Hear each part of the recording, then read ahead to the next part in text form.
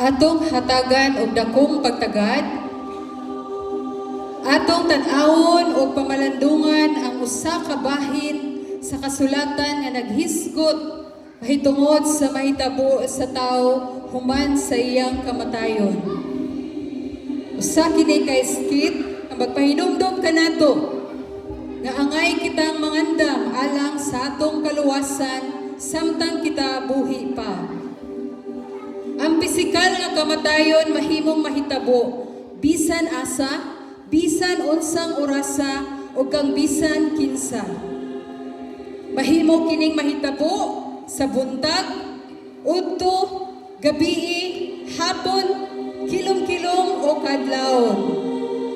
Bata man o tigulang, lalaki man o babae, adunahan man o kabos. Ang kinabuhi mahimong matapos sa usa ka bayolente, kalit ug wala damha nga paagi sama sa mga aksidente, katalagman ug pagpatay. Ang ubang mga kamatayon gilauman tungod sa sakit o pagkatigulang. Kini nga gitakdang panahon mahimong malangan sa tambal, pisikal nga kahimsog o usa ka himsog nga pagkaon. Apan ang kamatayon dili mapugngan. Ang tanan mamatay, gawas kung siya makasinati sa tinuod nga ikaduhang pag-anhi ni Ginoong Hesukristo. Akong gihangyo ang tanan sa pagtan-aw o pagpaminaw.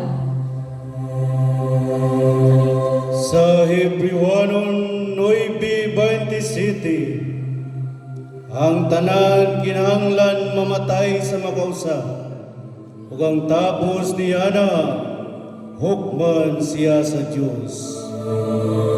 Ang mupanaw ning kalibutan moatubang gayod sa Dios ug muhatag og husay sa iyang kinabuhi. Ang paghukom mao ang panahon diin ang Dios mahimong desisyon kung iya bang pasudlon ang usa ka tawo o dili sa iyang ginharian. Kaya ang atong kamatayon dinhi sa kalibutan mao ang pultahan ngadto sa ikaduhang kinabuhi diin wala nay kahumanan. Sa pinadayag Kapitulo 20 versikulo 12 hangtod sa 15. Og nakita ko ang mga patay inila og dili inila nga nagbarog atubangan sa trono. Gibukhad ang mga libro ug may lain pa kayong librong gibukhad nga mao ang libro sa kinabuhi.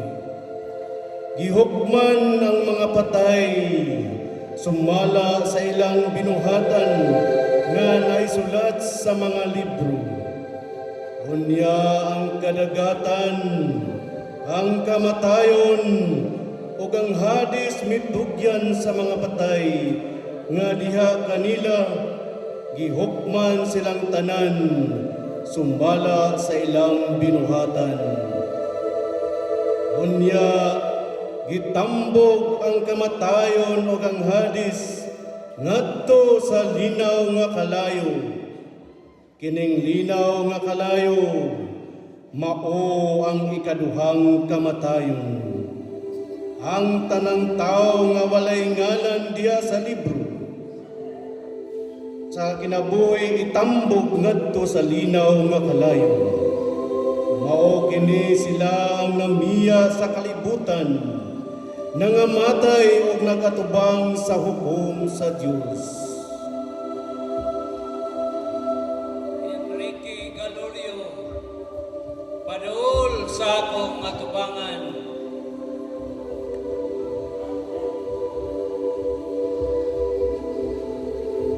Karong adlaw Enrique, imong hatagan og husay ang matang sa kinabuhi nga imong gipuy-an samtang didto pa ikaw sa kalibutan.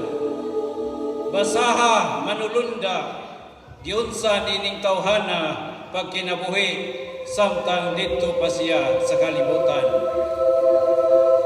Samtang buhi pa sa kalibutan, si Enrique Galorio, mialagad siya sa Ginoo. 20 anyos ang iyang edad, sa dihang midawat siya ni Jesus nga Ginoo ug manluluwas sa iyang kinabuhi. Wala niya isalikway ang maayong balita. Malipayon siya nga midawat sa pulong sa Dios. Dihay mga pagsulay, apan mibarog siya og nagpadayon hangtod sa katapusan sa iyang gininhaw. Maayo og maligdong nga alagad, dawata ang imong langitnong panulundon nga mao ang kingharian sa Dios. Pahulay uban kanako.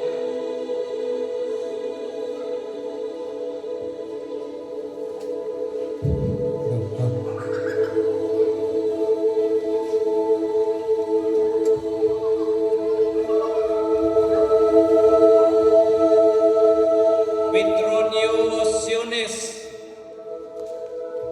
dool sa imong magbubuhat.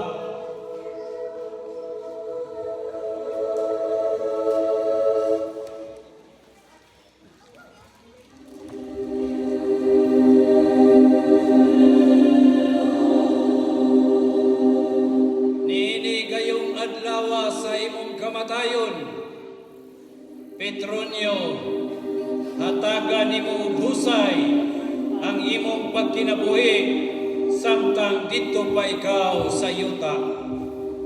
Basaha anghel giunsa pagkinabuhi nining tawhana samtang buhi pa siya sa kalibutan. Samtang buhi pa si Petronio Siones, wala siya'y panahon sa pag-alagad sa Ginoo. Permi siyang sangyawan sa iyang silingan nga magtotoo. Apan, iya lang silang giamliran o gikatawan. Gahi ang iyang kasing-kasing, wala niya hatagi og luna ang pulong sa Ginoo sa iyang kinabuhi. Kanunay siyang mahubog, iniguli sa ilang balay, iyang pasakitan ang iyang asawa ug mga anak. Nagkinabuhi siyang makasalanan. Kining walay hinungdan nga sulugoon, hala ilabay siya ngadto sa kalayo sa impyerno. Naghilak siya dito magkamabot sa iyang mga ibon.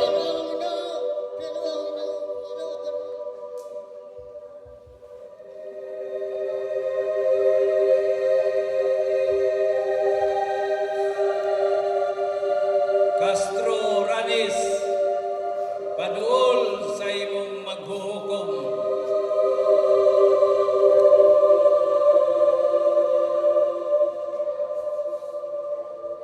Nini usab nga adlaw sa imong kamatayon, hatagan mo og husay, Castro Ranis, ang imong kinabuhi samtang didto pa ikaw sa yuta sa mga buhi.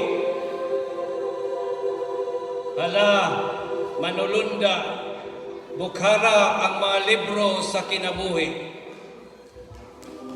Aduna siya'y asawa nga madasigon, nga nag-alagad sa Ginoo, og mga anak nga kanunay nagpahinomdom kaniya, nga gikinahanglan ng tao, manugyan sa iyang kinabuhi sa Ginoo. Og sa matag panahon, nga dasigon siya, magsige lang siya og tando-tando, og muingon, una lang mo sa simbahan, kay musunod rako. Sigig saad-saad, way pagtuman, bisi kanunay si Castro Ranis sa iyang trabaho. Gipakaginoo niya ang iyang trabaho. Pahawa sa akong atubangan, kay wala ako makaila kanimo. Pahawa, Ginoo, pasaylo ako Ginoo. Magtagay ko sa Ginoo. pahawa, wala ko ikaw hiilhi. Dala siya sa kagitgitan.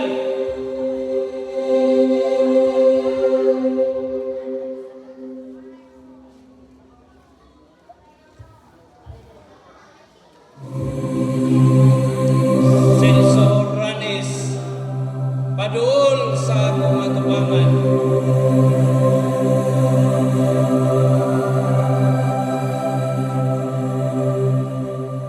Karon nini higayuna, hatagan nimo paghusay ang klase sa kinabuhi nga imong gipuy-an samtang dito pa ikaw sa kalibutan.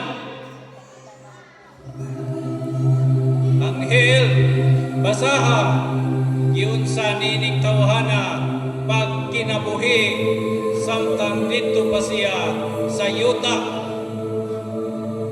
Inilang siya nga tigpasiugda o kagubo sa ilang dapit.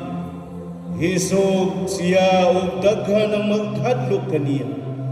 Nalulong usab siya sa druga o limnong makahubo. Samtang naglingkod siya sa gawas sa ilang balay.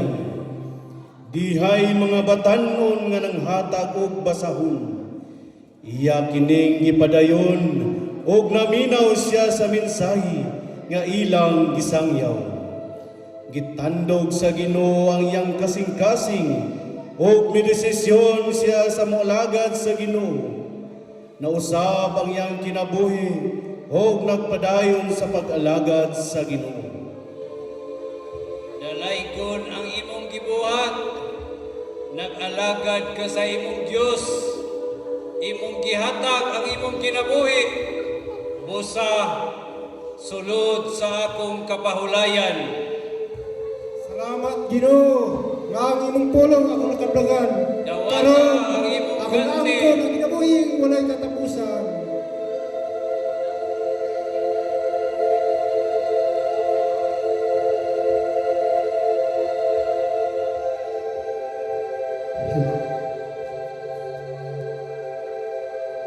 Abeto idnilan, duol sa akong atubangan.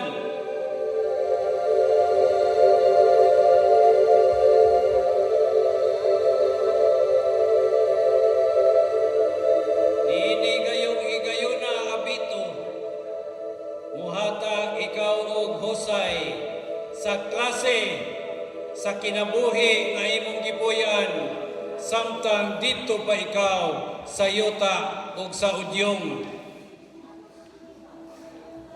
Hala, basaha anghel kung giunsa nining tawhana pag kinabuhi dito sa kalibutan. Nagdako siya nga Kristohanon, na matuto siya sa Kristohanong pagtulunan. Apan sa dihang milangyaw siya aron sa pagpangita o trabaho, nakabalik siya sa pagbuhat sa mga dili maayong binuhatan. Mibati siya nga dili na siya ngayan sa atubangan sa Ginoo. Nahimong ngilad ang iyang kinabuhi, nawad-an siya sa paglaom. Ang Diyos wala mohunong pagkapot kaniya, pinaagi sa mga magwawali. Gidasi kusab siya sa mga magtutuo, o sa wala pa siya mamatay. Mibalik siya sa pag-alagad sa Ginoo. Dayon, tungod kay wala mo man padayuna ang dawtan nimong kinabuhi, kundili naghinulsol ka hinuon, himuon ko ikaw nga makapanunod sa kinabuhi o kabahulayan nga walay katapusan. Ginoo, dako akong pagpasalamat kanimo. Tungod kay imo akong giluwas, makapuyo na ako diya sa imong paraiso ug ako na ikauban Sulod hangtod sa walay akong katapusan. kabahulayan, abito.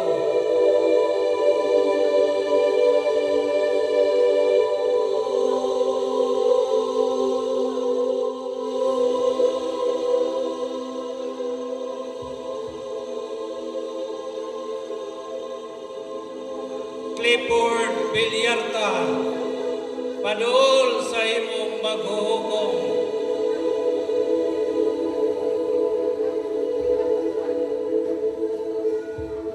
Karon ang adlaw sa imong kamatayon, Clifford, og hatagan mo og husay sumala sa imong pagkinabuhi dito sa yuta.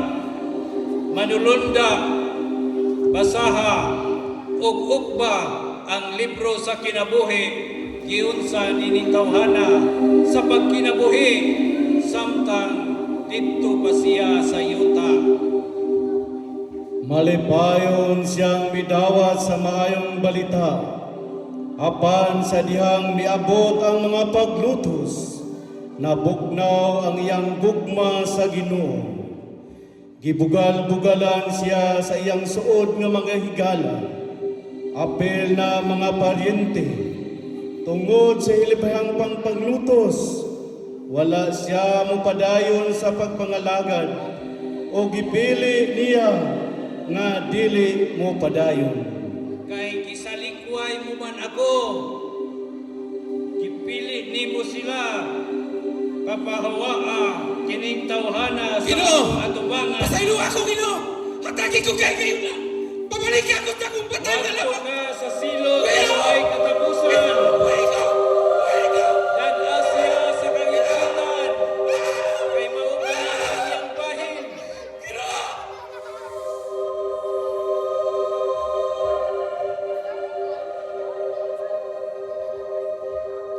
Gretchen Gomez, padul sa imong maghuhusay.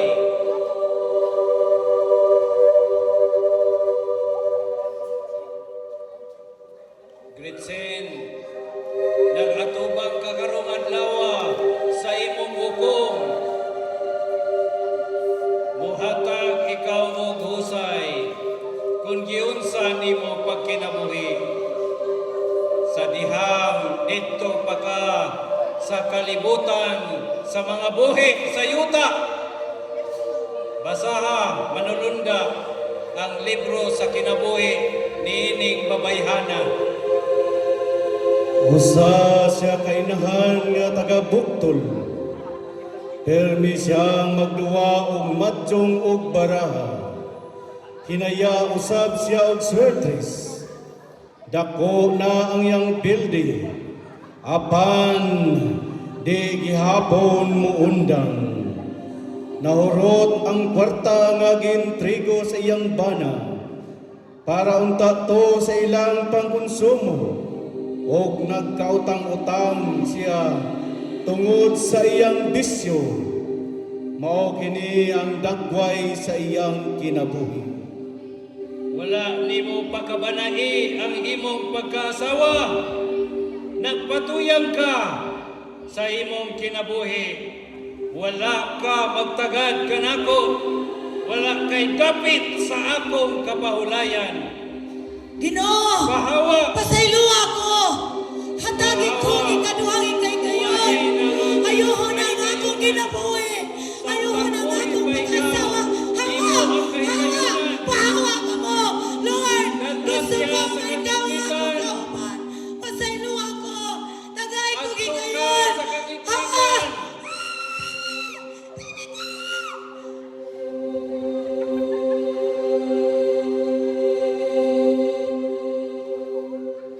Adrian Alyari, padul sa akong atubangan.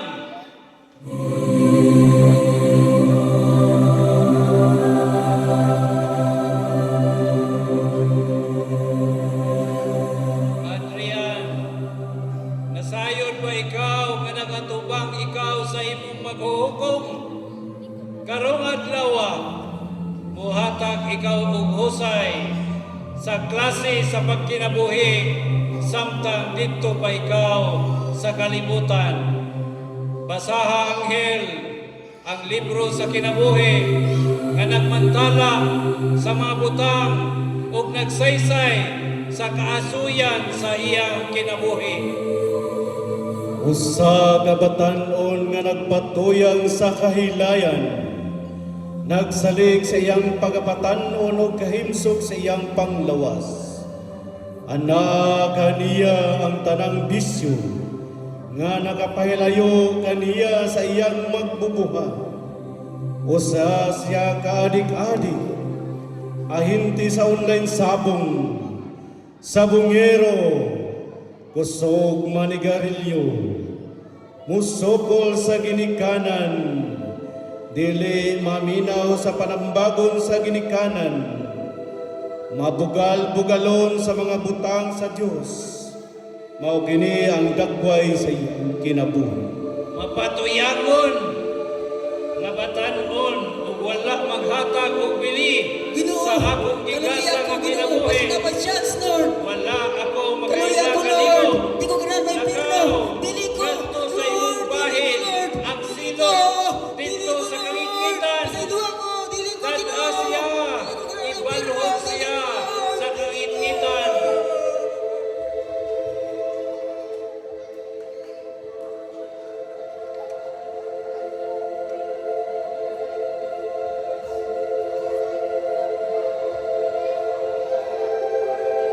Raisa Galorio, dul sa akong atubangan,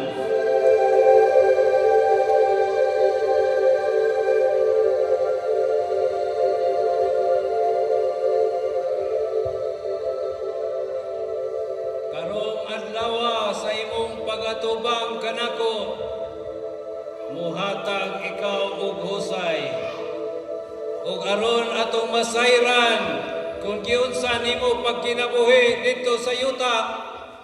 Akong ipabasa sa manulunda ang kaasuyan sa imong kinabuhi sa kalibutan. Basaha ang libro sa kinabuhi. Usa ka batanon nga mangungulo sa mga buhaton nga maayo. Ang iyang kaayo dayag sa mga tao. Apan wala sila mahibalo nga siya nagpasigarbo lang di ay. Ug gusto nga ang kunon ang mga pagdaig sa mga tao. Pinaagi sa iyang kagalingong pagkamatarong ug pagkatalintado. Iyang gipakaginoo iyang kaugalingon. Apan sa dihang gisangyawan siya sa iyang igagaw nga Kristohanon. Gitandog sa Ginoo iyang kasing-kasing o gidawat niya ang Ginoong Hesukristo. Ingon iyang Ginoo og manluluwas sa iyang kinabuhi. Naghinulsol siya og nangalagad siya nga matinud-anon sa Ginoo hangtod sa iyang katapusang gininhawa. Maayo Raisa, makalipay ang imong pagkinabuhi, ug ikaw nagbag-o naghinulsol. Tungod ni ining imong gibuhat, makasulod ka sa akong gingharian, ug dawata ang akong ganti, ang walay katapusang kapahulayan diha sa akong presensya. Iuban ko ikaw, aron kung bisan asa ako, atuaw usab ikaw. Dayon, Ginoo, salamat sa imong grasya. Salamat sa imong kaluoy. dayon, Salamat imo ang kay akong akong kapahulayan. giluwas. O karon makatuol na ako kanimo ug makasulod na ako sa imong gingharian. Salamat o Dios.